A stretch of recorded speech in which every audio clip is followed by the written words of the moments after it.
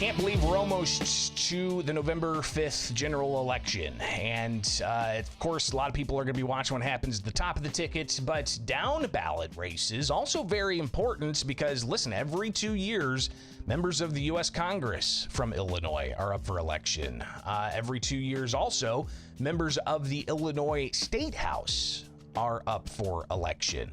That means those incumbents facing challenges, Republicans facing challenges from Democrats, Democrats facing challenges from Republicans, but we still have some areas where there's not a lot of competition. One place, though, that you do see competition, as you did 2 years ago, is the 95th district for the Illinois House in the Decatur area, where Democrat incumbent Sue Shearer holds that seat. But joining us now with Illinois in Focus Daily is Lisa Smith, the Republican candidate in that race. Lisa, thanks for taking time with us this morning. And we had some trouble getting connected, but glad that we are connected. Yes. Good morning. So let's go through some of the things that you believe are separating you from your Democrat candidate, from your Democrat opponent.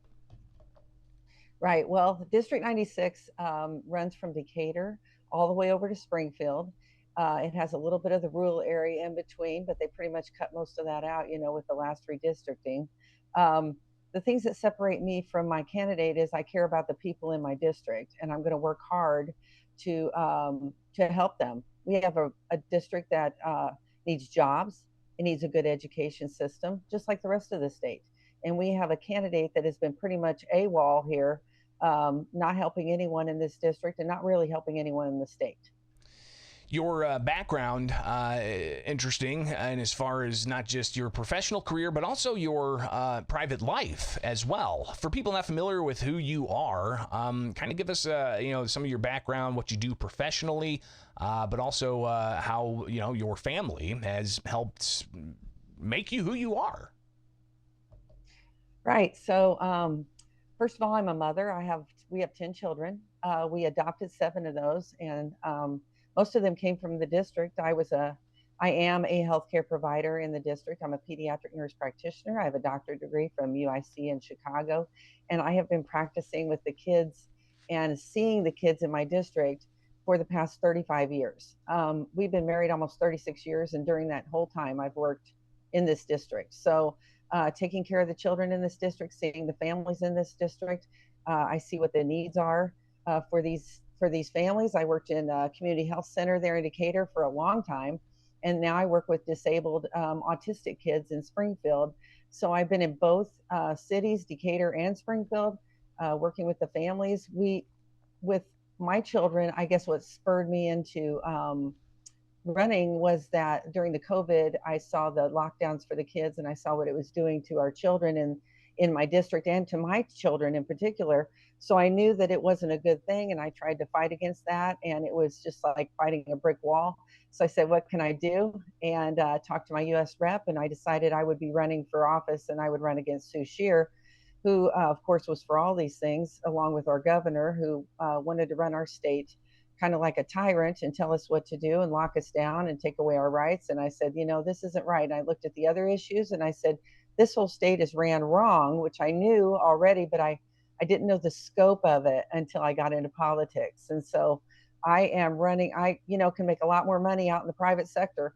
This job is not about money. And I think that I think my opponent, that's what it's about. She's got a job that and of course she gave herself a pay raise, even after people in the state cannot afford their groceries or their gas. And she voted for the $53 million budget, and then put a tax hike on everybody, and then voted herself a pay raise. So here we go.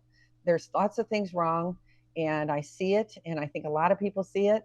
And along with, just being a mom and having a family, we want to help change this state back to a state that cares about its citizens. We're talking with Lisa Smith. She is a Republican candidate for the 96th House District for Illinois. I think I said 95th earlier, so yes. Correction there. Appreciate that. And your Democratic opponent, Sue Shearer, do you have any debates lined up? Have you had any communication about having a debate with the Democratic incumbent? Well, we put out that we'd like to have one. We haven't heard anything back. She's notorious for kind of hiding. I call her the Biden of our district. She hides in her basement, doesn't come out and really talk to people or do debates. So we need to do that. We need to have a debate. I really want to talk about these issues in front of the people and have her explain why she, is doing some of the things she's doing, why she's not voting for the citizens, and she's just hurting our state. And I want her to answer for that. But she has not been vocal. She's not got back to our campaign. So we'll see. We're trying to get someone to call for the debate so that she has to show up. Lisa Smith with us, looking at some of your platform here, combating the high cost of living. Of course, Illinois is just one of 50 states, and population aside, we're among the largest states. What kind of impact do you think the state legislature could have on what we've seen with the historic inflation over the past 3.5 years? Well, Illinois is one of the highest taxed states in the nation. With real estate tax, it is the highest taxed state in the nation. And so what we do is we regulate and we tax until we don't have jobs, and we don't have jobs, we don't have people. We know that we lost 87,000 people last year, and that's because they're leaving the state because there's no jobs. The tax rate is so high. The real estate taxes keep them from buying a house. The grocery taxes are high, the gas tax. Instead of decreasing those taxes, instead of saying, you know what, let's put a hold on those, what they do is increase everything. We know that we just got another gas tax increase here in July on already high gas prices. My opponent touts that she voted against the grocery tax in a bill, but what they did was they sent it back to the cities, so the cities can tax now groceries at pretty much any rate they want without a referendum or anything. So really, you're going to get a higher tax in most of the cities now on your groceries. These are just practical things. If you decrease regulation, if you decrease taxes across the board, you help the economy in your state. And we're not seeing any of that. It's like it's the definition of insanity that we know about. You keep doing the same thing over and over again, you're going to have the same results. And so we just keep really just ruining our state. And it's practical, it's sensible, and there's no sense right now in our legislature. We're not doing anything that is helping. We're only doing things that are hurting. Another platform issue you have here is resisting imposed agendas, and it seems to range from criminal justice issues to even what's going on in the schools that some people believe is indoctrination. Your opponent comes from the education space, and I believe has support of teachers' unions. Illinois, it's no surprise to you, Lisa, Illinois Republicans are in the super minority. How do you approach these issues, from the criminal justice issues to the education issues, and get across to voters? Well, I mean, I think education is a big deal with my platform because, I do have kids in the public school system. I've dealt with the public school system. I see the scores of the public school system. When we have less than 10% of kids that can do math at grade level, and you barely have over 10% that can do reading at grade level in the whole district, there's a problem. And then when you look at the state, the numbers are just terrible for the whole state. We have an education crisis in our state. Kids are not learning what they need to learn. We know that reading is directly related to success in the workplace and in life. And we are not setting our kids up for success. And she is the head of the Elementary Education and Secondary Education Committee. She has a lot of power in that committee. Any of the laws and rules that come through that affect our school system, our grade school kids and stuff, come from her committee. So she is letting these things come through. And when we see things about having imposing things on our kids that have to do with sex education, with pronoun, things in our grade schools, with putting feminine hygiene products in our bathrooms and spending, millions of dollars to do these things when they can't read and they can't do math. We have a big problem in our education system, and we can't leave these kids behind. There's a lot of people that say, pull your kids out, put them in private school, homeschool them. Most families don't have the luxury of doing that. So what you're going to do is you're going to have kids that are left behind. And a lot of those kids are the kids that are minorities or in poverty. And we can't leave those children behind. We have to make a good education system for them so all kids can learn and have a good education and grow up and get out of poverty. I mean, that's the goal. It seems like the goal for the Democrat Party and my opponent is to keep these kids dumb and I think under their thumb so they can, run their lives and keep them relying on the government for all of their life. And we want to get them out of that. We want to get them into a good job. We want to get them into a good life. And it's just not fair to these kids. And I think we're doing a great injustice to the children in the state of Illinois. Lisa Smith running for the 96th Illinois House District in Decatur and parts of Springfield with us, but also part of that overall conversation, criminal justice issues, the Safety Act, of course, with the Pretrial Fairness Act, and those types of things.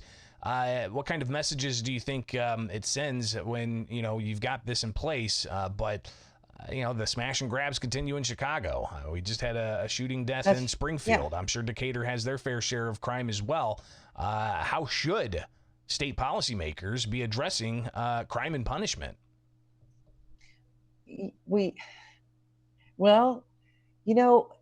My opponent was the deciding vote on the Safety Act. So the reason the Safety Act got passed was because she voted yes.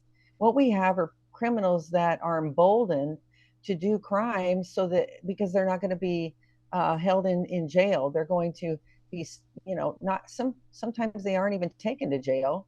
And when they are, they're given a paper saying, here, you're going to appear in court. And hopefully they show up, but then they're back out on the street. And my opponent says she's for women. But what I'm seeing is women are being hurt by this, especially because if they get assaulted by a male and that male goes into the court or into jail, the police take them in there, they just get a piece of paper to appear in court and they're back out on the street. And these women are afraid. They're telling me they are afraid of these men and they're afraid for their life. And yet these guys are running the street and they are criminals usually that have had prior records. And we're seeing that all over the place. They go in, they have, they go in and they steal. They're given a slap on the hand and really nothing else. And they're doing it repeatedly. So what we're seeing is crime of robbery, assault, things like that are really going up because these criminals feel emboldened to do these things because they will not go to jail. So it's not a good law.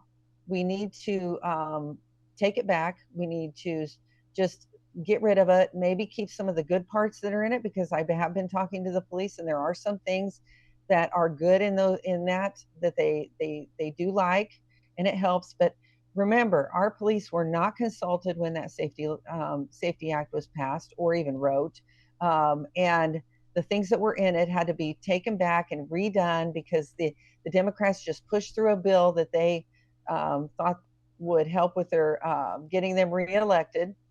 And what it is doing, it is hurting the state of Illinois, and it's hurting people and citizens in our district. And we need to take another look at that. Now, we are in the minority, so that is a problem. But, we need to take back one seat at a time. This seat can be taken, and it's a seat we need. So we need to take back as many seats as we can. That people need to get out and vote. Your vote does count. We have got to stand up for what is right. And if you don't stand up and vote, we're not going to ever take back our state and our society to make it into a decent society for people who that won't be scared and they can get a good job. And all the things that America, is that we have got to have a safe environment. We've got to have good jobs for our citizens. We've got to make it so that our people can have a good life without the government taking everything and spending it however they want with their bloated budgets and their programs that don't work. And we need to make them accountable. Lisa Smith running for the 96th Illinois House District as a Republican against incumbent Democrat Sue Shearer. Lisa, if people want more information, where can they find it? Yeah, I have a website, lisaforillinois.com. You can go to that. It has my contact information. I have a Facebook page. You just have to plug in Lisa Smith for representative. You'll find it. We are happy to take any volunteers, any help. There's also a donation button on there if you want to donate to the campaign. We're happy to take donations, of course. And we're fighting.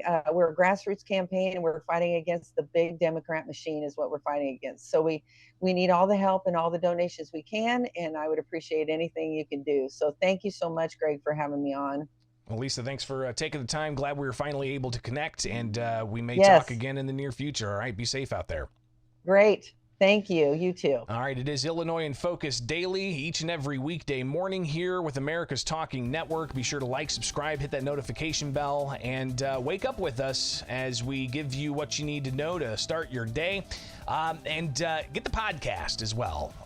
Really do appreciate all the views on the live stream. Love seeing that increase more and more each day.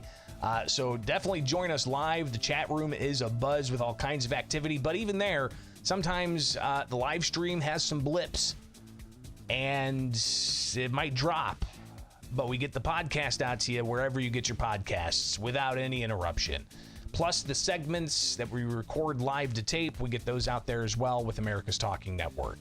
It's all part here with Illinois in Focus Daily. So we'll see you again with more each and every weekday morning here on America's Talking Network, the Center Square, and Illinois in Focus Daily.